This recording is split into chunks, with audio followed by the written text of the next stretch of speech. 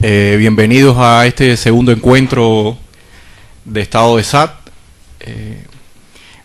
El encuentro anterior, que fue hace 21 días, fue con el hip-hopper Raudel y Adrián Monzón, que nos presentó su proyecto de talento cubano. Ya en este momento le entregaremos a ustedes el DVD sobre ese encuentro. Y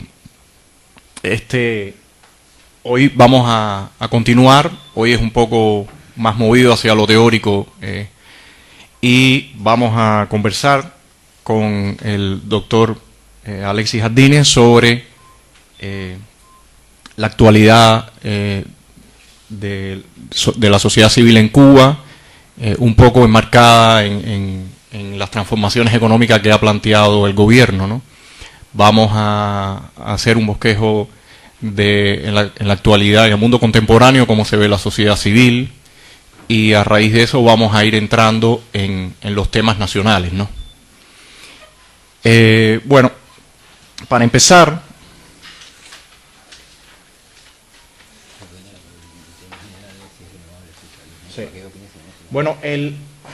el tema con el que del título general de esta conversación, de esta charla, es Cuba, actualización socialista y contexto global. Y la pregunta central de esta conversación es si es posible, o sea, si es renovable el socialismo, ¿no? Un poco vamos a dar una idea de la tendencia, como le decía, de la tendencia contemporánea de las sociedades, ¿no? Y cómo se está manejando las dualidades, por ejemplo, socialismo, capitalismo. Y bueno, un poco también para los que estuvieron en el encuentro de julio, se recordarán que Alexis tocó estos temas, ¿no? Entonces, bueno, yo voy a empezar un poco haciendo una introducción al tema, para que después Alexis nos explique su visión, para poner en contexto. Acá, en este esquema, un poco estamos tratando de ver o sea, cuál es la tendencia de ver la sociedad contemporánea. Y algo que se ha puesto últimamente muy de moda tiene que ver con el asunto de las redes sociales, ¿no? Y estas redes sociales realmente tienen que ver un poco con todo este fenómeno también que se llama globalización, que tiene que ver con la tecnología. Y esto nos ayuda en gran medida a tener una visión algo distinta de la forma en que veíamos anteriormente la sociedad. Como ven acá, la definición que estamos tomando de la sociedad contemporánea es como una especie de entramado de redes. Estas redes se pueden crear, partes tienen que ver con el Estado, partes tienen que ver con los ciudadanos, ¿no? Pero finalmente vemos la sociedad como ese entramado de muchas redes y la interconexión entre todas esas redes, ¿no? Una de las características que está teniendo en este momento las sociedades contemporáneas es el alto nivel de conectividad. O sea, antiguamente no existía ni la tecnología en los medios de comunicación, ni la tecnología en los medios de transporte, ni en la transmisión de información. Eso es algo que está cambiando completamente el diseño social. Es un poco ver en la actualidad una especie de revolución del conocimiento y de la información. Así como ocurrió en el siglo XIX una revolución industrial, pues ahora estamos viviendo un tiempo de grandes transformaciones en estos tópicos, ¿no? Entonces aquí hacemos una separación entre lo que es el Estado y la sociedad civil. Evidentemente el Estado también constituye su propia red, ¿no? Y es más que todo un sistema multidimensional que, tiene que mantener el Estado de Derecho, tiene que mantener ciertas reglas, cierto orden. Y la sociedad civil es un subconjunto de ese entramado que hablábamos inicialmente, ¿no? Y dentro de la sociedad civil, por supuesto, es muy importante toda la parte que va relacionada con las relaciones económicas, Y sobre todo, un aspecto muy importante de las sociedades civiles actuales es que no son entidades nacionales, son entidades transnacionales. Hay mucha conexión entre las sociedades civiles en cualquier parte. Por ejemplo, la sociedad civil cubana actualmente está fuertemente influida por los cubanos que viven en el exterior. Entonces ya no es una sociedad civil nacional. Y esos cubanos que viven en el exterior están completamente también marcados por el contexto en el que está viviendo. Entonces, todo esto está dando un diseño completamente distinto al diseño que existía, digamos, hace 20 años incluso. En los años 90 el número de páginas web que uno podía contar era ínfimo en comparación. Ahora son millones y millones, ¿no? Y todo esto implica un nivel de tránsito de información, de conectividad, que evidentemente cambia completamente la forma de estructurarse las sociedades, ¿no? Un poco, si hacemos un esquema, un poco veríamos las relaciones dentro de la sociedad de esta forma, ¿no? Antiguamente veríamos unas sociedades completamente jerarquizadas, con un centro de poder y que en forma escalonada va apareciendo otros grupos, pero finalmente es completamente vertical y jerarquizada. Aquí en este segundo caso, bueno, sería un momento donde estamos hablando de una sociedad con una estructura híbrida, donde ya hay mucho más interconexión entre sus elementos. Existe todavía alguna forma jerarquizada también, pero ya existe mucho más interacción entre todos sus elementos. Y, bueno, este caso final que tenemos es lo que se le llama, una sociedad de red o network. Y en este caso, bueno, evidentemente, las relaciones que se establecen entre todos sus elementos es completamente distinta al primero y al segundo caso, ¿no? Parece indicar que las sociedades contemporáneas se van moviendo hacia sociedades de tipo network, ¿no? Por ejemplo, en este momento, en la actualidad, todo esto que ha ido ocurriendo con los casos de Wikileaks y todo, dan muestra de que el diseño que se va dando y la forma de conexión está reestructurando completamente la dinámica que existía anteriormente, ¿no? Entonces, aquí en este punto, quiero que Alexis nos converse un poco de su visión, que nos profundice un poco en estos temas, ¿no? Entonces... Sí, bueno, buenas tardes, ¿no? Yo quería más bien, partiendo de ese mismo esquema, empezar a introducir la respuesta que se va a ir desarrollando poco a poco a la pregunta de si es renovable el socialismo, ¿no? Entonces, esa misma pregunta ya sugiere el hecho de, por supuesto, como ha hecho Antonio, de ubicarse en la situación actual. Si es renovable o no el socialismo es una cosa que depende de lo que está pasando ahora. Entonces, me quería situar en tres acontecimientos históricos y políticos y económicos y de todo que sucedieron a partir de la década de los 80. Hubo un gran cambio en el mundo. Ustedes saben, con la caída del muro de Berlín en 1989. Y entonces la primera pregunta que está de fondo, si el socialismo es renovable o no, pues mucho tiene que ver con las teorías que puedan fundamentarlo, ¿no? Y el gran dilema que tiene el problema de la actualización del modelo socialista cubano es que quiere mantener el marxismo como fundamento. Y el marxismo es una teoría que carece de respuesta para los problemas no actuales, sino los que vienen pasando hace más de un siglo. Si se fijan en la primera estructura de control que hay ahí, que Antonio les ha mostrado, yo creo que podemos relacionar por dónde viene la interpretación mía. Ubíquense ustedes ahora en el año 89 cuando se cae el muro de Berlín. La teoría que explica la caída del muro de Berlín fue la teoría del final de la historia. Y fue Francis Fukuyama el que se hizo famoso con sus trabajos acerca del final de la historia. Es de origen hegeliano esta teoría, la concepción misma del final de la historia. Pero lo cierto es que el marxismo no tiene respuestas para explicar por qué se cae y se desmerenga, se desmorona, se colapsa el sistema socialista mundial. Y mucho menos de la forma en que lo hizo. Fue como que perdió el sentido y en 24 horas se desapareció. Es una cosa que todavía los teóricos socialismo se están preguntando qué fue lo que pasó. Ellos no saben qué pasó, pero naturalmente desde la postura del marxismo no tienen explicación.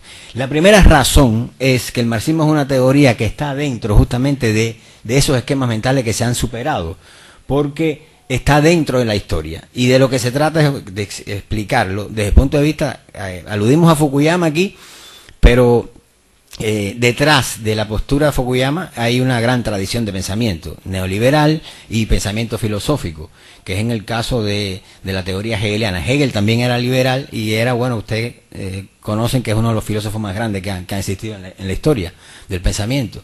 De manera que hay bastante solidez en eso. Marx, incluso lo mejorcito que pudo hacer en el campo teórico, se lo pidió prestado, lo tomó en préstamo de Hegel. Así que estamos hablando ya, no hace falta seguir argumentando acerca de eso. El asunto está en que la misma historia, estas visiones que están dentro de la historia, que divinizan el progreso, como es el marxismo, la historia para el marxismo es sagrada, la concepción de progreso es sagrada, y es justamente eso es lo que declina. Una postura posmoderna es aquella que se puede situar más allá de la historia, que comprende que ya no tiene ningún sentido el progreso lineal, que no existe una historia como proceso unitario que se desarrolla mediante una apropiación cada vez más plena de sus propios fundamentos. No existimos en ese proceso lineal donde estamos todos inmersos, y por lo tanto tiene un carácter teleológico, o sea que avanza siguiendo un fin. Ese fin, traducido al término de esto que estamos hablando, sería el comunismo. Esos esquemas mentales no funcionan ya. Por lo tanto, el marxismo se quedó desarmado ante el fenómeno de la caída del muro y el derrumbe del campo socialista. Fukuyama pudo hacerlo y el hombre se hizo famoso y de paso millonario, con un pequeño artículo que tituló El final de la historia. Pero había capacidad de respuesta dentro de la tradición neoliberal, no lo había en el marxismo. El marxismo tenía por necesidad que sucumbir, porque es una de las teorías que vive de la divinización de la historia y que piensa en términos de progreso y de emancipación. Estos dos fenómenos, o sea, el metarrelato especulativo y el metarrelato de emancipación, es lo que, según Jean-François Lyotard, el teórico de la posmodernidad más emblemático así, pues plantea que estos dos metarrelatos son los que le dan cuerpo a la modernidad, que es lo que sucumbe. Pero lo interesante es que lo que sostiene tanto el metarrelato especulativo como el de emancipación, entiéndase por metarrelato de emancipación el marxismo, y por el especulativo el hegelianismo, que también lo envuelve y lo determina, lo define la idea de progreso. O sea, Hegel sin la idea de evolución y progreso no es nada. Ese fue su gran pecado. Y Marx, ¿para qué vamos a hablar de eso? Es una de las teorías más, digamos, más representativas en términos de progreso, ¿no? Ustedes lo saben, el ideal comunista, etcétera, etcétera, lo define todo, ¿no? Entonces, esas teorías no tienen explicación. Esos grandes metarrelatos colapsan, y eso es lo que llama Jean-François Lyotard la condición posmoderna, es situarse más allá de esos metarrelatos de emancipación y especulativo. Ahora, ¿qué es lo que fundamenta, lo que le da sentido y lo que condiciona estos grandes metarrelatos que constituyen la modernidad, esa modernidad que se despide? Es justamente el ideal de progreso, la idea de progreso, y con ella la idea de la historia, y sobre todo esa historia lineal que progresa, que se mueve mediante una apropiación cada vez más plena de sus propios fundamentos. Eso colapsa, y colapsa la capacidad explicativa del marxismo, pero colapsa la teoría marxista junto con todo ese mundo que se viene abajo. Hay otra gran caída. Yo estoy explicando la situación actual a través de caídas, ¿no? La que acabo de explicar, relaciónenla con la primera estructura de control, con esa que ven ahí. Ahora, hay otra gran caída que sucede a esta, que es la caída de las Torres Gemelas. En el caso de la caída de las Torres Gemelas ya no se puede explicar a partir de la teoría final de la historia. Esa teoría tampoco sirve. Entonces, mucho menos el marxismo. El marxismo no puede explicar por qué se caen las Torres Gemelas. Ahora, este hecho está sustentado o está estimulado sobre un pensamiento más bien de origen antropológico. Y fíjense que coincide con la segunda estructura de control. Aquí los diferentes pueblos, las diferentes culturas se sitúan, se autoperciben en un nivel que pueden discutir con los grandes centros hegemónicos culturales. Y por lo tanto le forman la guerra. Y Huntington es la persona que está detrás de esta teoría, que el marxismo tampoco la puede explicar. Entonces aparece la figura de Samuel Huntington, profesor norteamericano, pero creó una teoría, ideó una teoría que le sirvió para explicar lo que estaba pasando en estos conflictos, en estas grandes guerras que él llamó guerras de civilización. Entonces sirvió, la teoría funcionó y Huntington la llegó a explicar. Llegó a explicar esto. Ahí se parece un poco más a la segunda estructura de control. Ya nos serviría no la teleología, ¿saben? Que este tipo de pensamiento teleológico es el que persigue un fin, y que las cosas se encaminan hacia un fin. Esa teleología que estaba en la base de la historia de la primera estructura de control ya no sirve para aquí. En el segundo, más bien la ciencia antropológica, que es la que, digamos, lucha contra centros y contra el pensamiento etnocentrista, eurocentrista, etcétera, etcétera, y entonces le da más cabida a las identidades, a las particularidades. Esos pueblos toman conciencia de eso y por lo tanto entran en conflicto, en contradicción. Ya las guerras no serían políticas, serían un juntito, sino serían guerras culturales. Es una situación muy, muy curiosa en que las guerras son culturales.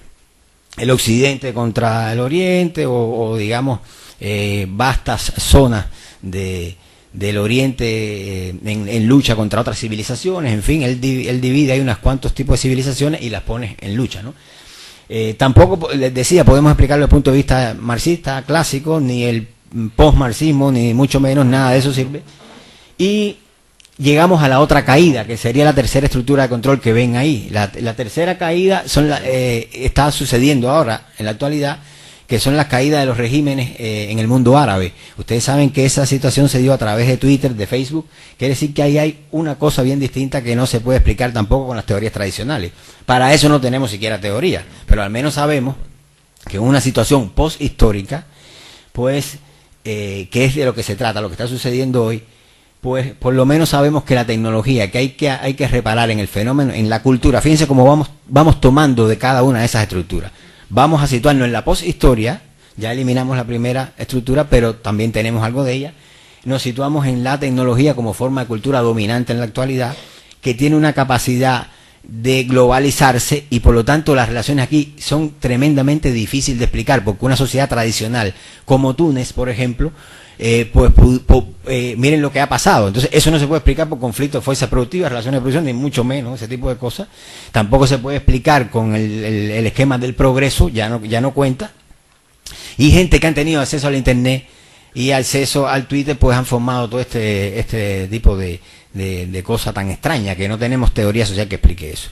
Lo que sí tenemos que tener en cuenta es que se trata, ante todo, de que una cultura global, y por lo tanto que es a donde yo quiero dirigir la cosa, postcapitalista y postcomunista, está estableciendo relaciones y trayendo efectos a nivel planetario que no son susceptibles de explicación, porque esto no hay quien lo entienda, que con un internet vaya a pasar todo ese tipo de cosas, ¿me entienden? Pero lo más importante es que el socialismo es renovable, esa pregunta, y el modelo cubano actualizable. Bueno, primero que hay que pensar es en términos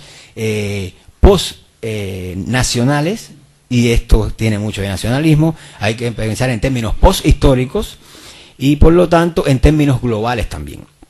Cuando uno piensa en esos términos, pues ya todas esas teorías colapsan. Entonces habría que empezar a analizar el fenómeno mismo de la tecnología y sobre todo siempre pensando que estamos en un terreno global para poder entender qué es lo que está pasando en el mundo. El socialismo no se adaptaría jamás a eso. Él pertenece al pasado, como quiera que se ponga, no tiene capacidad de reanimación. Entonces, esas son una de las ideas que yo tengo. Esto que ya sería saliendo de la network, ¿no? La tercera estructura de control, me lleva a mí a la pregunta de, bueno, ¿cómo se podría actualizar el modelo socialista cubano? Vamos a ver si lo que se está haciendo coincide con lo que está pasando en el mundo. Cuando vamos a analizar, digamos, los discursos del presidente, pues vemos que hay una supuesta apertura, un gran interés por escuchar opiniones diferentes. Yo tengo varios discursos señalados ahí, unos cuantos donde ya se cambia la tónica y se quiere escuchar al otro, pero como les decía, vamos arrastrando una cosa, el fundamento marxista, que no nos sirve para adaptarnos a la situación actual. Recuerden que el marxismo piensa en términos tradicionales, no podría significar nunca, siempre va a ser hablar de que hay un progreso, una capacidad de progresar, de que hay regímenes que son malos, de que hay un ideal que es bueno, al cual podemos arribar, etcétera, etcétera. Eso es estar, como dice Fukuyama, atascado en la historia. Con eso, nada más que el primer modelo no nos dejaría pasar, y tenemos dos más que sobrepasar, de manera que el socialismo está en franca desventaja. Ahora, ¿qué sucede con la propuesta cubana? Pues que me voy a basar, porque voy a dejar que Antonio él se va a encargar de la parte más económica, y a mí lo que me toca es más bien la parte de la libertad de expresión. Lo que sucede con la actualización del modelo cubano, aparte de esa raíz socialista, marxista que tiene, pues la otra dificultad vendría estando en que sigue siendo un modelo exclusionista. O sea, que toda la libertad de expresión del mundo se acepta ahora en el discurso del nuevo presidente, es mucho más abierto, mucho más mesurado, mucho más inteligente, pero no tiene capacidad de llegar al otro, al verdadero otro. El otro ajeno nunca va a aparecer ahí. Ese es el gran problema que tiene. Llegar al otro ajeno, a la verdadera diferencia, pues sería autodestruirse, porque la esencia del socialismo cubano es el precepto que Fidel desarrolla en palabras a los intelectuales. Entonces, ese precepto es de naturaleza exclusionista y es lo que ha marcado de los derroteros de la Revolución Cubana. Si de verdad hay una apertura real, sería permitir la oposición, sería permitir opiniones realmente diferentes. ¿Y cómo hemos funcionado nosotros? Sencillamente con este modelo. Yo te doy toda la libertad que tú quieras, siempre y cuando tú te conviertas a mi religión. Entonces ahí sí eres libre, entre comillas. Pero bueno, eso no es tolerancia, eso no es pluralismo, eso no es tolerar al otro ajeno, al verdadero otro, la otra edad, o lo que se dice en latín el totaliter aliter. Ese no es el absolutamente otro, o el totalmente otro, para traducirlo literalmente. Entonces, nosotros tenemos que aprender a convivir con cuando se dice diferencia, no es como los debates estos que estamos llevando a cabo aquí, que temas se ha convertido en corifeo de esos debates que son sencillamente unos debates falsos. No es que tú tengas otro punto de vista, que haya varios puntos de vista. No se trata de eso, se trata de puntos de vista realmente diferentes y que haya una otredad real, que haya un otro ajeno, un otro total, sino, y nosotros podamos convivir y aceptar realmente esa otredad. Si yo te estoy pidiendo a ti que tú te conviertas a mi religión para aceptarte y darte la libertad, que es lo que se ve allí y lo que se ha legitimado constitucionalmente, porque si ustedes se refieren o van a la Constitución de al artículo 53 de la Constitución de 1976, se van a dar cuenta que es una interpretación del mandamiento famoso de palabras a los intelectuales. Dentro de la revolución todo, contra la revolución nada. Entonces, si van a la del 1992, el artículo 52 o 53 se convierte en 52 y dice exactamente lo mismo. Es una lectura del mandamiento de palabras a los intelectuales, donde se permite, por lo menos teóricamente, la libertad, siempre y cuando sea dentro de la revolución. Pero bueno, esto es un juego macabro, porque si yo tengo que dejar de ser quien soy para poder expresarme, pues eso no significa libertad de expresión, ni significa diferencia real. Entonces, eso está legitimado constitucionalmente. Yo tengo una hipótesis, una teoría de que palabras a los intelectuales y básicamente ese mandamiento es lo que le da sentido a la revolución, lo que la legitima y lo que sirve para entenderla desde el punto de vista cultural, político, económico, en el tema del deporte, en todo. Siempre, si uno tiene en cuenta que dentro de la revolución todo, contra la revolución nada, uno entenderá cómo funcionamos nosotros. Nosotros funcionamos con valores a veces que no son nuestros, los pedimos prestados a las democracias occidentales y en eso somos muy hábiles. Pero cuando uno dice, bueno, ¿cuáles son los valores autóctonos de la revolución cubana? Todas las revoluciones, todo el mundo tiene nacionalismo y patriotismo y tiene su patriota. Aunque es un don nadie, pero tiene su patriota. Hasta los barrios, las cuadras tienen su héroe. Entonces, ¿dónde está teóricamente esos valores que puedan justificar el modelo socialista cubano? Por mucho tiempo vivimos de un préstamo soviético. Se cayó la Unión Soviética, ya no lo tenemos. Triunfó la línea de socialismo revolucionario, el que no era prosoviético, sino estaba en contra de los soviéticos, y ese es el que tenemos ahora. Pero el asunto está en que no se mueve sin valores, con valores prestados. El ambientalismo, eso no es un problema de la revolución del socialismo revolucionario. El feminismo, esas son cosas que han llegado son valores occidentales que se han trasvasado para acá, se le da una lectura socialista, entre comillas, y con eso funcionamos. Y hablamos de democracia, hablamos de qué sé yo, pero todos esos son valores que tienen un origen liberal. Nosotros los tomamos para la izquierda socialista latinoamericana, que obviamente le quedan ajenos. Entonces, y ajeno hasta tal punto que teóricos latinoamericanos, ya lo he dicho más de una ocasión, han planteado que la libertad no es un valor universal. Porque a veces se aceptan algunos, otros no se aceptan. Y por ejemplo, la libertad, los derechos humanos, ya eso es un poco complejo para los socialismos de Estado. Porque no pueden asimilar eso. Entonces la posición es, bueno, eso no es un valor universal. Pero bueno, el asunto es que, en palabras a los intelectuales, Fidel, pues sencillamente trazó las líneas de la política, no solamente cultural. Hay un párrafo, un pasaje de palabras de su discurso. Estoy hablando del discurso de clausura, de aquellas reuniones que se hicieron en el año 1961 en la Biblioteca Nacional con los intelectuales. Y entonces hay un pasaje donde él dice, bueno, esto que yo estoy diciendo no es para la libertad de expresión artística, ni es para los artistas, esto es para el pueblo entero, esto es para todos los ciudadanos. Dentro de la revolución todo, contra la revolución nada. Lo primero que salta que a la vista, que resulta bien curioso, es la contraposición dentro y contra. Ahí la lógica falla y el estilo también. Lo que es opuesto al dentro es el fuera, no es el contra. Entonces la primera pregunta, ¿por qué el primer ministro del gobierno revolucionario utilizó esa formulación tan ambigua, tan rara, de dentro y contra? Entonces el origen de eso está en que la frase pertenece al caudillo Benito Mussolini. Si Mussolini dijo literalmente, dentro, yo la tengo por ahí en italiano y todo, dentro del Estado todo, fuera del Estado nada, contra el Estado nada. Entonces, si nosotros, la parte central de esa proposición que Mussolini incluso dice, esta es mi fórmula, dentro del Estado todo, fuera del Estado nada, contra el Estado nada. La parte central es la que mediante una operación quirúrgica muy sutil, o no sé si tan sutil, se arrancó esa parte media, y entonces se unieron la parte inicial de la frase de Mussolini con la última, y quedó el dentro contrapuesto al contra. Porque el fuera, de que hablaba Mussolini en su frase, es una pena que no lo hice ahí para que la vieran en italiano y todo, ¿no? Pero eso, al quedar el fuera extirpado, pues entonces se queda contrapuesto el contra el dentro, y uno dice, bueno, pero ¿cómo entender esto, no? Pero lo cierto es que eso sirvió para que todo el que no fuera revolucionario fuera automáticamente contrarrevolucionario. No había opción. A mí no me puede no interesar la revolución y ya está, es mi posición. Allá tú con tu partido y tus reuniones, a mí eso no me interesa. Pero no, esa actitud no se podía tomar porque ya era contrarrevolucionaria. Y la frase lo había delimitado claramente.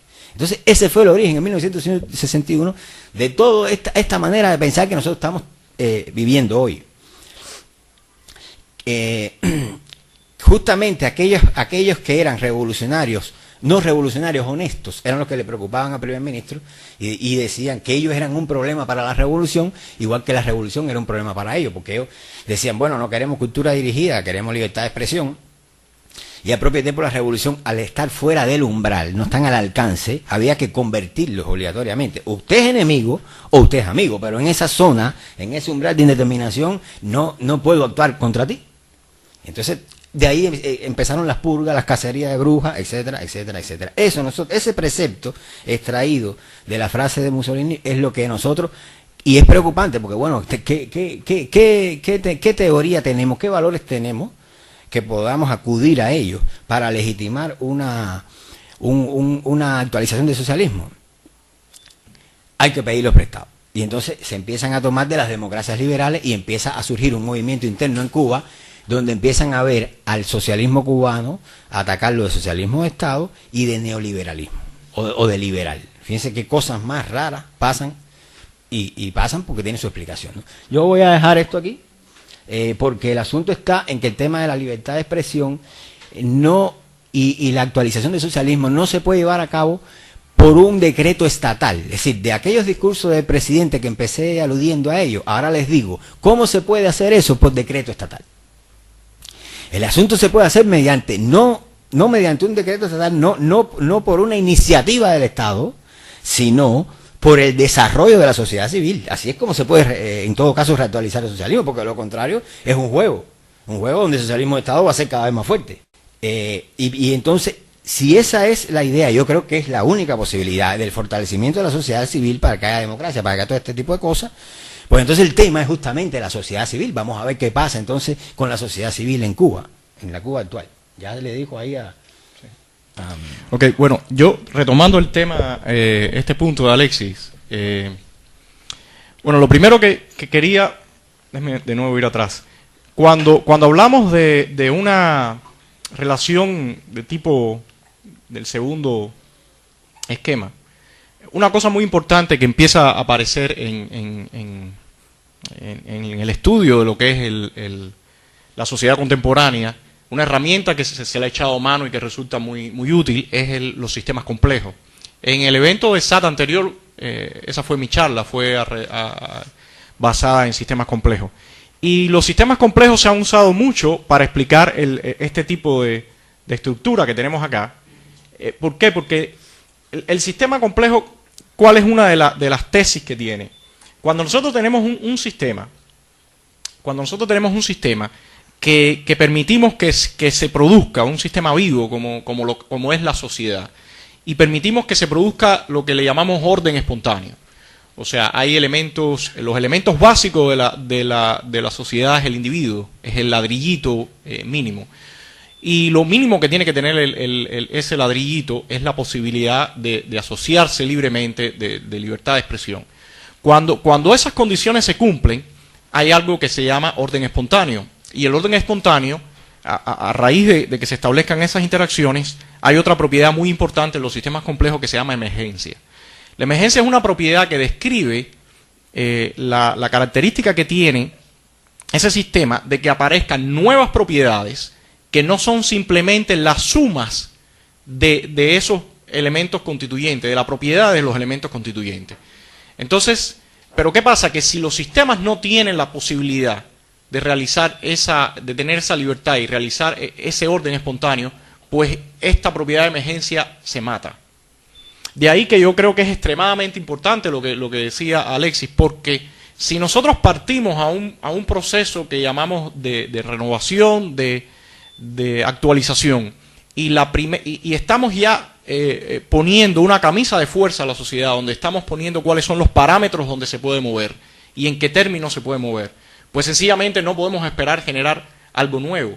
Y mucho más cuando estamos en un mundo contemporáneo donde esto que hablábamos ahorita de alta conectividad entre todos sus elementos nos trae a nuestro país nuevas visiones que no son incluso generadas acá. Entonces, para que realmente se pueda generar una renovación de la sociedad cubana, lo primero que hay que permitir que la sociedad tenga esa capacidad de orden espontáneo.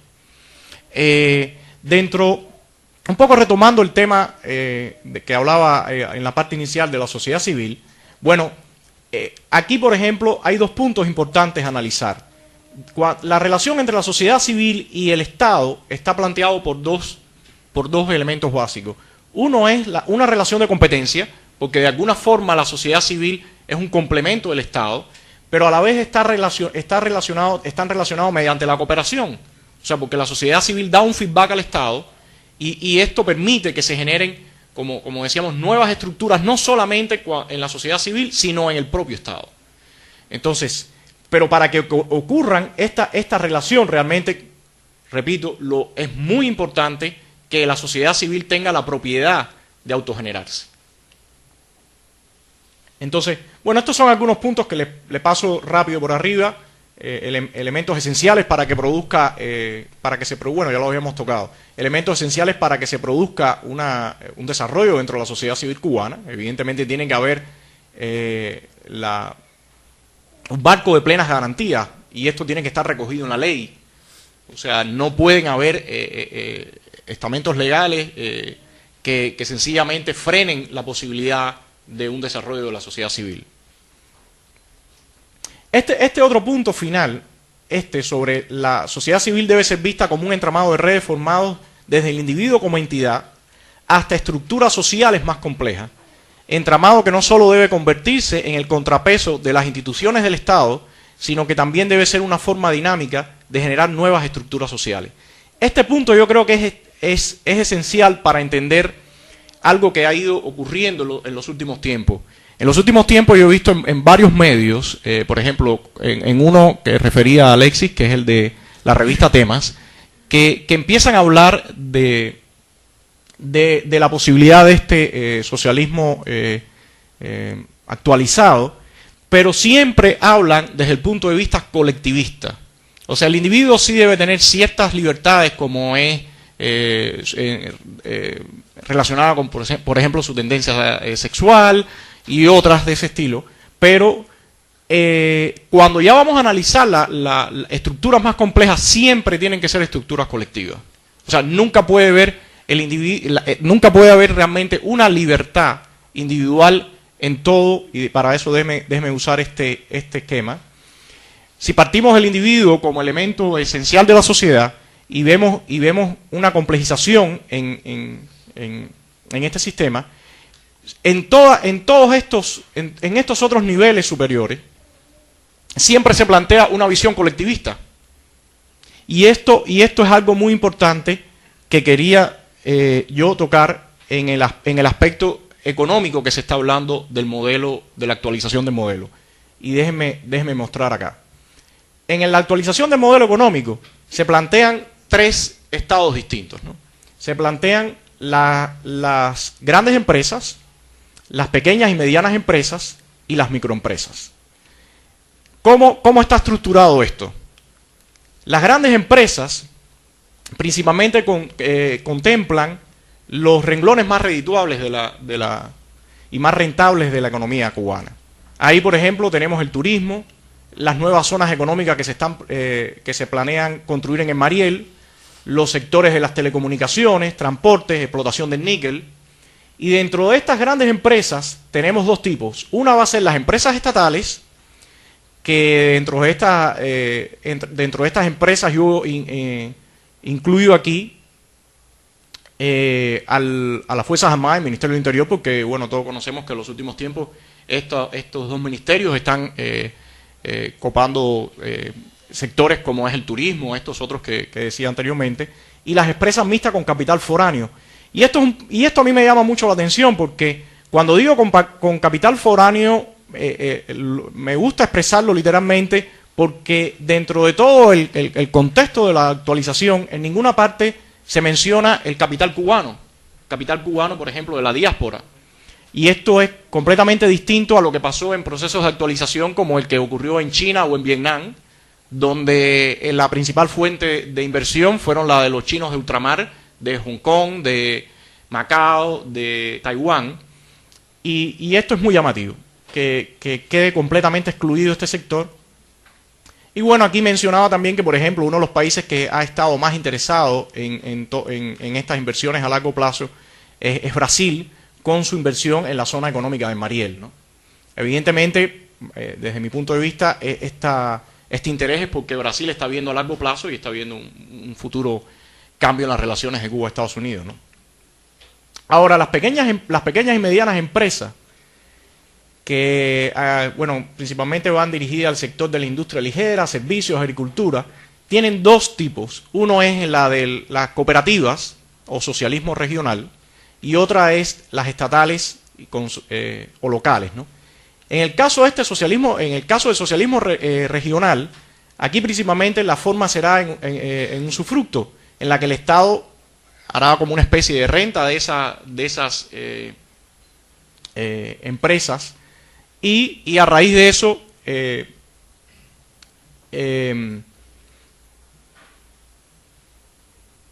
se le dará ciertas libertades, pero nunca van a ser propietarios de la empresa, estas pequeñas cooperativas o medianas cooperativas.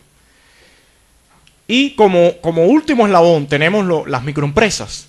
Las microempresas estas son las que realmente van a ser propiedades privadas de sus dueños, ¿no? Que son como, por ejemplo, que son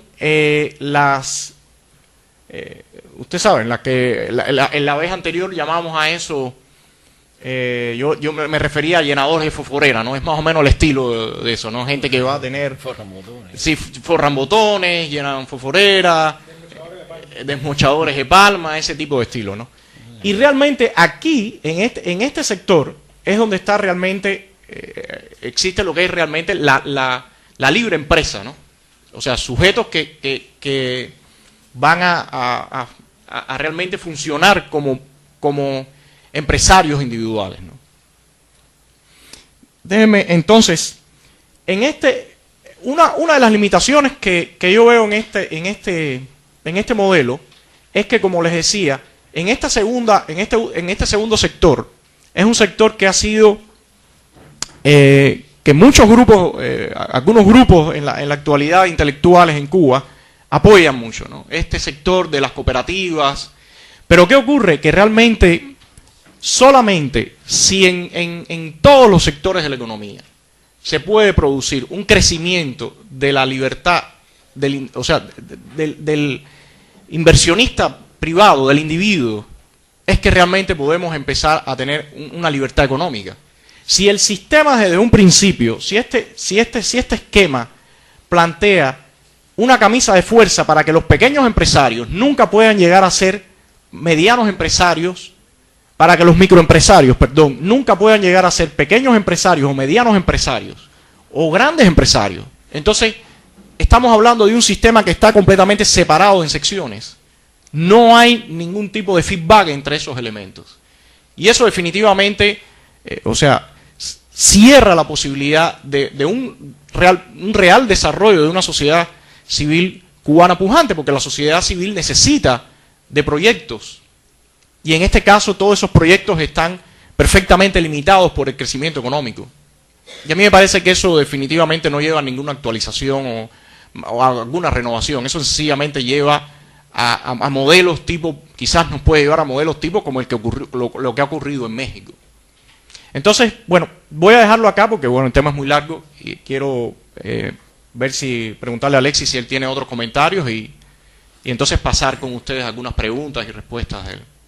No solamente respecto al tema de la sociedad civil, agregar que aquí los estudiosos tienen, o sea, las dos teorías que más fuerza tienen en el tema de la sociedad civil es, de cómo se concibe. Una la entiende a la sociedad civil como aquello que engloba tanto las asociaciones voluntarias, el mercado y la esfera pública, la esfera de la opinión pública. Eso es lo que se conoce como contenido de la sociedad civil. Esto es un monstruo, cuando se ramifica es un gran monstruo, ¿no? Nosotros no tenemos absolutamente nada. Ahora, ¿qué se está planteando? El concepto engañoso de esfera de sociedad civil socialista, que se compondría en ese caso de las rancias organizaciones de masa, esos depauperados grupos comunitarios que hay por ahí y alguna que otra organización profesional. Con eso no se puede hacer una sociedad civil. Entonces la otra teoría, o sea, el otro grupo de teóricos no aceptan el hecho de que el mercado vaya a formar parte de la sociedad civil, que es la idea que viene desde Hegel, que es el que conceptualiza este término como muchos más. Entonces Hegel la esfera económica la introducía, Antonio es partidario de esta otra versión, pero bueno, en el caso de Cohen, Arato y Habermas, ellos excluyen la esfera estatal, la esfera económica y la esfera política de la sociedad civil. De cualquier manera, cuando la describen, es un entramado tremendo, monstruoso, colosal, pero en ninguna de las dos variantes se puede ubicar el concepto de esfera de sociedad civil socialista. De hecho, en el que pudiera justificarla, que es el que excluye el modelo de mercado, pues Habermas es bastante claro. Yo tengo citas ahí de facticidad y validez, que es un texto de Habermas del año 98, un voluminoso texto, donde él desarrolla toda la teoría de la sociedad civil, y entonces él hace hincapié en esto, es bien exacto en esto, de que en el socialismo de Estado eso no es una cosa que no puede ser posible, y que al contrario, el socialismo de Estado atenta contra el desarrollo de la sociedad civil. Eso lo hemos venido experimentando nosotros aquí, o sea, la colonización estatal de la sociedad civil. La característica que tiene la sociedad cubana es que no tiene sociedad civil. Y lo que estamos haciendo nosotros ahora es, de una forma u otra, echando los cimientos de una futura sociedad civil. Este tipo de cosas que se hacen aquí. Ahora, en esa discusión están los que quieren darle una interpretación socialista a la sociedad civil, son los colectivistas de siempre, y están un movimiento incipiente que está dando sus primeros pasos quizá, que no comparte este tipo de visión, porque es que es teóricamente insostenible. No le vamos a preguntar a la práctica, porque la práctica lo ha demostrado una y mil veces, pero teóricamente es insostenible. Entonces, habría que ver en qué lugar nos vamos a situar para el debate que se ha pedido a nivel nacional acerca de las posibilidades de socialismo en Cuba. Yo soy bastante pesimista con esto. Yo no creo que tenga posibilidad de desarrollo de la sociedad civil, que es la esencia. Este es el concepto que a partir de los 80, miren qué casualidad, no es casualidad, pero bueno, es curioso. En la primera estructura de control que vieron ahí, que Antonio les mostró, y que yo la relacionaba con la caída del campo socialista de Europa del Este,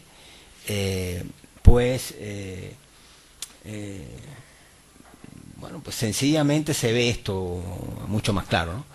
Entonces, no habría posibilidades para un concepto de sociedad civil socialista, por miles de razones, pero bueno, en el caso concreto de ver cómo se pudiera desarrollar en Cuba, las dificultades son tremendas, son de todos los órdenes. Yo no les decía que soy pesimista con respecto no solo al socialismo, sino también al concepto de sociedad civil socialista. Me parece que eso es una contradicción en los términos y que teóricamente es insostenible. Esa es la opinión que yo tengo. No sé si servirá de mucho, pero a la tradición socialista, desde esas primeras comunas de Robert Owen hasta hoy, no han resuelto ni un solo problema. Más bien han creado problemas. Ahora, ¿cuál es la otra postura? El capitalismo, las democracias neoliberales, el imperialismo devorador de niños, etcétera, etcétera. Yo no sé cuál será, pero lo que sí me parece, que la moraleja de lo que yo le estaba diciendo aquí, que no podemos pensar en términos de capitalismo y socialismo, porque volveríamos a reproducir la trampa de la cual yo te estoy tratando de evadir, la que estoy tratando de evadir. Hay que ubicarse en que el mundo ha cambiado, que ya no es igual, que no podemos, digamos que de una manera clara, ver esta relación de capitalismo-socialismo. Hay que hablar más bien, si se habla de un postcomunismo, pues hay que hablar también de un postcapitalismo. La sociedad cada vez es más global, y ese fenómeno de la sociedad global es en el que hay que situarse para poder entender hacia dónde vamos. No podemos reproducir la oposición binaria, porque hay mucha teoría sobre la superación de las oposiciones binarias, y capitalismo y socialismo es una de ellas. No quiero decir si uno es bueno o uno es malo, cuál de los dos es mejor, eso no hace falta, es que la oposición misma, capitalismo y socialismo, empieza a perder sentido. Yo diría que empezó hace rato, a partir del final de la Guerra Fría. O sea, cuando se cayó el muro, esa oposición se va también, como decimos aquí, se va del aire. Y hay que pensar entonces en términos de globalización, nos guste o no, en términos de redes globales, de sistemas globales, de esas sociedades civiles que se hacen fuertes porque son globales, ya ni siquiera son las que nosotros podíamos enmarcar en sociedades de tipo capitalista o socialista, en las cuales nunca han existido, porque lo que existió fue socialismo de Estado o socialismo real, que eso es enemigo acérrimo a la sociedad civil. De hecho, la aniquila, la devora. Pero bueno, como quiera que sea, esa polarización ya yo creo que no tiene lugar. Hay que pensar desde el punto de vista de esa sociedad global, de la globalización, y centrarse más bien en la contradicción universalismo-particularismo, que es la que está definiendo y dando la fisonomía a los tiempos que corren. Una cosa nueva que no se puede perder, hay que tener los opuestos en eso, es lo que pasó en estos países árabes. Pero lo cierto es que tenemos que pensar ya en términos no solamente postcomunistas, que ya está acuñado ese concepto, sino por qué vamos a seguir hablando de capitalismo. También en términos postcapitalistas. Vamos a entender una aldea global que nos atañe a todos, una sociedad global, y vamos a ver qué es lo que está pasando ahí. Y lo primero que sucede es que las teorías socialistas ya no tienen